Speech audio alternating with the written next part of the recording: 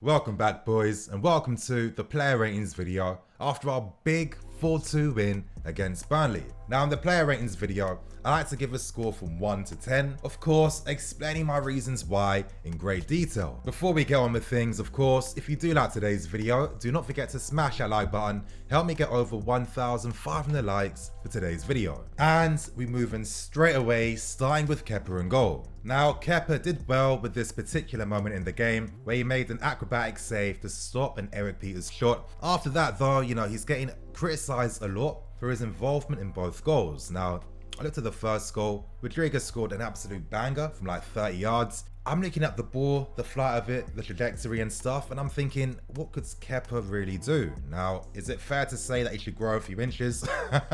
Of course not. But when you look at the dip of that ball, it kind of went in the perfect area, which is preventing any goalkeeper from stopping that. So personally, I can't hold it against him too much. And of course, for the second goal, it's a deflection, had nothing to do with it. So for me, I'm not going to hold those two moments against him. For that reason, I thought, he was quite decent, quite solid, very good aerially as well. I'm going to score him a 7 out of 10. We move on to Azpilicueta, and at this point, Azpi is Azpi.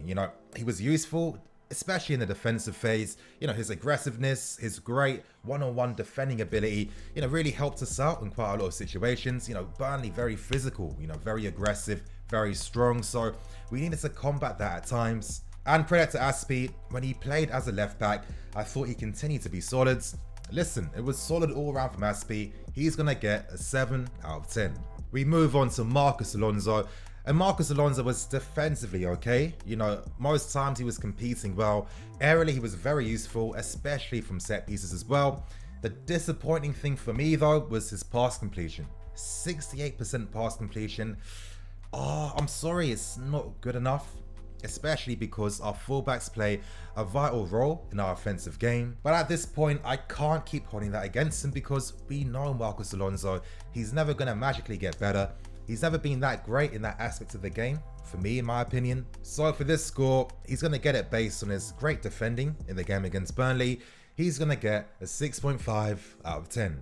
Now we move on to our centre-backs, starting with Tomori. With Tomori, it's becoming a bit customary to expect him to make one small mistake in the opening 15 minutes. Now, I feel like I've explained the reason for that. When you defend, most times you need that experience, when you're coming up against different oppositions who have a variety of different attacks, it means you constantly need to adapt. You constantly have to be able to know how to deal with the ball in certain situations. And I'm always going to say, the way Tomori ends games is the most impressive thing. He learns on the spot. He noticeably gets even better as the game goes on. He won all of his tackles, importantly making a very impressive top-class last-ditch tackle against Rodriguez. Now for the goal conceded, the goal that was deflected off him, I don't know if I can hold that against him. Maybe Tomori should have had his body in a more open position. Maybe that deflection isn't going to go in the back of the net. I'm not so sure personally, so I'll leave this question for you guys in the comment section. Regardless though, he grew and grew in that game.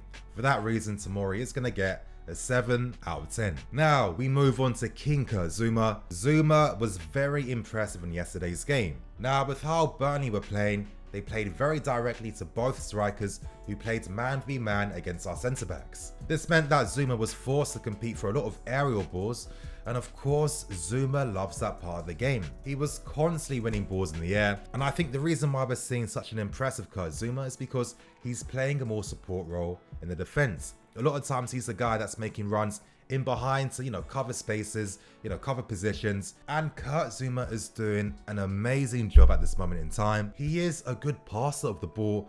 And now that he doesn't have to take full responsibility for build-up play, I think playing in this new role is getting the very best out of Kurt. For that reason, he is going to score a 7.5 out of 10. Now we move on to our midfield, and I'm going to start off with Jorginho.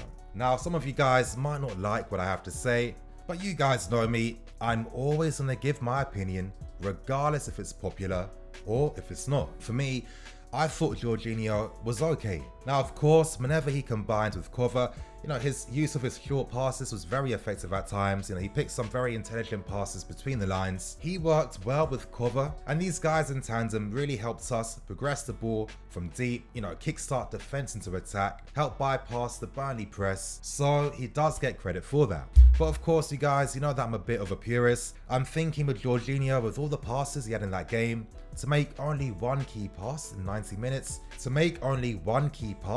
in like 90 minutes, I'm not so sure about that. Defensively as well, I've always felt like maybe Jorginho struggles a bit defending the counter-attacks. And against Burnley yesterday, I saw maybe 2 incidences where Burnley players skipped past him and Jorginho couldn't cope. Whenever Jorginho does defend though, I think he's much better at making interceptions and closing his man down and starting the press. I'm not saying that Jorginho was bad.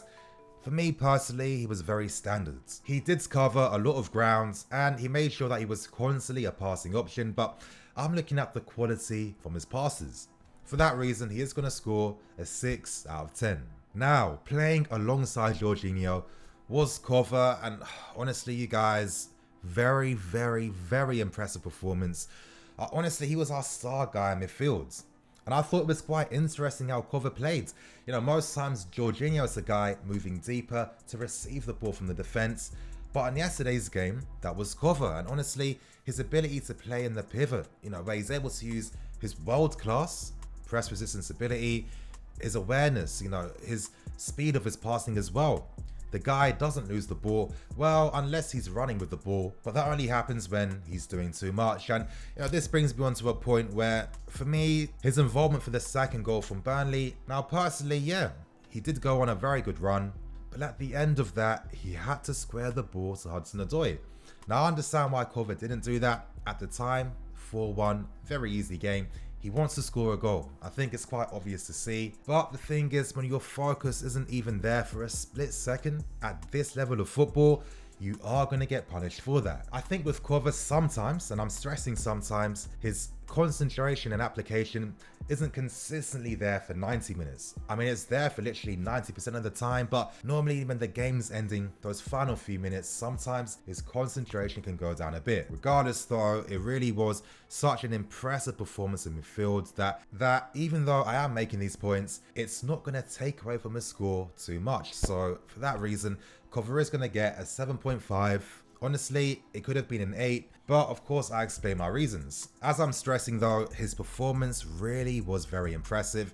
I can't even forget his defensive awareness, all the tackles he won, all that ground he covered. It is getting to that point where could Kova be potentially replacing Jorginho in the team? Once guys like Kante and Ruben return, who knows? But for me, the reason why he isn't going to get an 8 is because if Kova didn't make that mistake, then I think our goal difference is going to be +3 after this game instead of +2. And, I've seen football so many times, when you make these sloppy mistakes, sometimes goal difference can be so crucial and key. And for us, when we have competition for the European spots, things like this can make a big difference. Now, we move on to Mason Mount, and Mason Mount's going to get credit for his movement of the ball. Now, we have to understand with how Lampard uses the system, the main, number 10 creativity we want to see in Mason comes from the inside forwards. That's their role. Lampard wants Mason to make runs in behind, find spaces to exploit, etc, etc. I'm going to explain this in more detail in tomorrow's 4 talking points video, but in yesterday's game, his delivery for Pulisic was exceptional. The way the ball dipped, perfect weight as well, and of course, it was another very selfless performance. Sometimes if you just focus on Mason and the positions he finds, you really start to see how he reads the game and how he thinks. And I think that's the most impressive thing about the player. Mason, like Tammy Abraham as well, they found themselves in many good positions, but the wingers didn't feel like passing in the game today.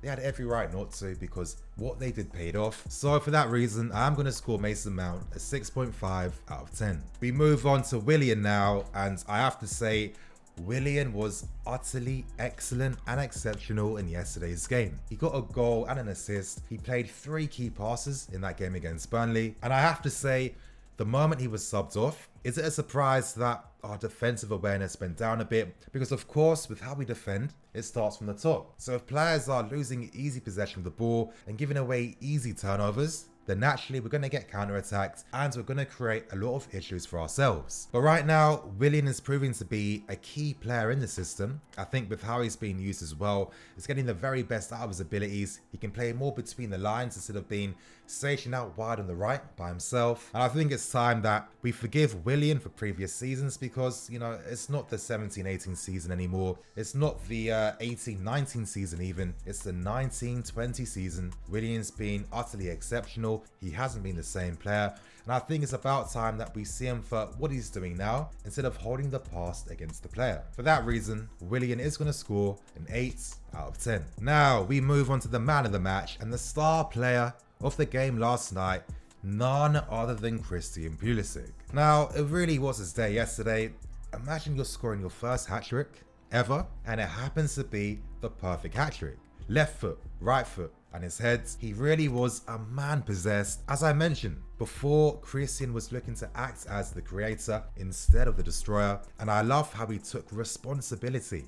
He took responsibility. He took the most shots in the game yesterday with 5, and it was great to see him looking so confident, and as I stressed, taking on full responsibility. Now this is an area in Christian's game that I hope he develops on even more. I think that he can become a very impressive player. So for that reason, you guys, Christian is going to score a 9 out of 10. Now you might be thinking, Nini, how is this not a 9.5 or a 10? Listen, to get 9.5s or 10s, you have to do something utterly unforgettable.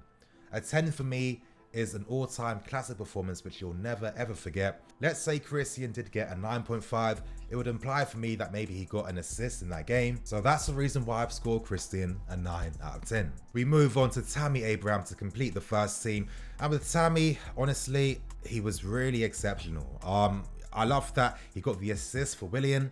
And I love how selflessly he played in yesterday's game. Constantly making runs deep to draw attention away from the Burnley defense, help kickstart attacks, help spread the ball out wide to Willian in particular. He ran the channels. And I think what really impressed me as well was how many balls he won in the air. As I mentioned before with Mason, Tammy struggled in that sense that our wingers and other players weren't looking to make passes for the forwards. It happens sometimes, it's football. All I'm doing is explaining why Tammy didn't take too many shots on goal in the game last night. But honestly, the way he plays for the team is selfless, it's mature. I love it. I've been so impressed with Tammy. He's going to get a 7 out of 10. Now we move on to the subs, starting with Olivier Giroud. And I think the only reason he played is because Mitchie is going to start versus United.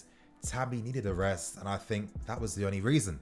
He didn't do too much, to be honest, and there isn't much to say. So for that reason, he's going to get a 5.5 out of 10. Moving on to Reece James, and the minute he comes on, he makes 2 great blocks in quick succession. With Reece, honestly, he looked good going forwards. He looked confident, and that's what I love about him. He looked so damn confident. He got forward well. He was able to get a yellow card from a Burnley player. He was able to have 1 shot on game. It looked very thunderous and it got blocked. And I'm hoping that we see him play more. I'm guessing that he is going to start against Man United. And for him to come on with 30 minutes to go and literally slot straight into things was great to see. He's going to get a 7 out of 10. And to end things with Callum Hudson-Odoi. Now, when he came on, I personally thought he looked very lively. He used his skill and close control to good effect at times. The whole controversy surrounding him and the penalty incident is so fake, so manufactured. Do people not understand momentum? I mean, how often do you see slow-mo cameras used out of context? I mean, everything looks worse in slow motion. That's how it works. And to be honest, Sean Dyche did piss me off. I thought it was such a stupid, irresponsible comment to make, putting unfair pressure on the player for what? I mean, you lost the game deservingly. He didn't dive at all. And it's like, are you blind and stupid? You saw that he was clipped and pushed from different angles. It wasn't fair, in my opinion. You know, in a different world, that penalty is given, and even though it would have been soft, we've seen those penalties given time and time again. I mean, look at Liverpool, for God's sake. Hudson looked good. If he was able to win that penalty, he would have got a higher score, but for that reason, he is going to get a 6.5 out of 10. Now, to end things with Frank Lampard, and to be honest, his team lineup made a lot of sense. I mean, I can imagine that Emerson is going to start against Man United. He was thinking that Alonso will be useful against Burnley with their physicality, their set piece threat as well, and their experience, you know. We're using a lot of young players, so I can understand why Lampard is making the lineup selections he's making. It was a great call to start Pulisic as well. I like his reaction to how our opponents play. You know, against Burnley, he told Kovacic and Jorginho to move closer to each other because that way they become passing options to everyone in the team, especially to the guys in the defense. And that way, Kovacic was able to constantly use his great press resistance to kickstart defense into attack. We were able to draw the Burnley team into the central areas and hit them down the flanks. And it's this type of in-game management from Frank Lampard that's constantly impressing me. Lamps is gonna get a 7.5 out of 10. And on that note, you guys, I'm gonna wrap things up and keep things moving. Thank you for watching. Please like, comment and subscribe, and of course, in the comment section below, give me your thoughts and opinions, give me your own personal player ratings, giving reasons why. I want to read it. I'm always interested to see what you guys are saying. But anyway, you guys, I'm going to bounce. I'm Nini FC. This is Blue Lions TV. See you guys later.